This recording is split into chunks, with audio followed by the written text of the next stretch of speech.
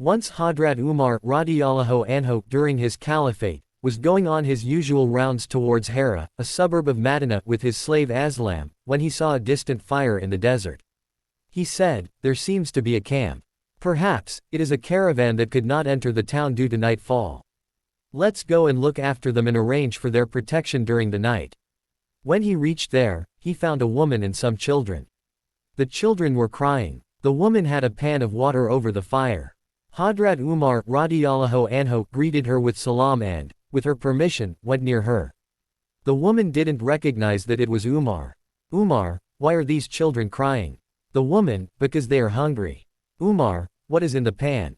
The woman, "Only water to soothe the children, so that they may go to sleep in the belief that food is being prepared for them. Allah will judge between Umar radiallahu anhu and me, on the day of judgment, for neglecting me in my distress." Umar, weeping, "May Allah have mercy on you. How can Umar know of your distress?" The woman, "When he is our emir, he must keep himself informed about us." Hazrat Umar radiallahu anhu returned to the town and straight away went to the Bait al-Mal, house of charity, to fill a sack with flour, dates, fat, and clothes, and also drew some money. When the sack was ready, he said to Aslam, "Now put this sack on my back, Aslam." Aslam, "No please, Amir al-Mu'minin. I shall carry this sack."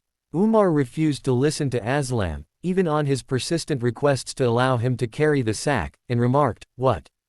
Will you carry my load on the day of judgment? I must carry this bag."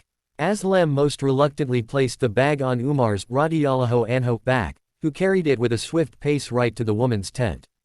Aslam followed at his heels. He put a little flour and some dates and fat in the pan and began to stir. He blew with his mouth into the fire to kindle it. After some time, the pottage was ready. He himself served it to the family. The children were very happy after their meal and began to play about merrily. The woman felt very grateful and remarked, "May Allah reward you for your kindness. In fact, you deserve to take the place of Caliphate instead of Umar." Umar consoled her and said, "When you come to see the Khalifa, you will find me there."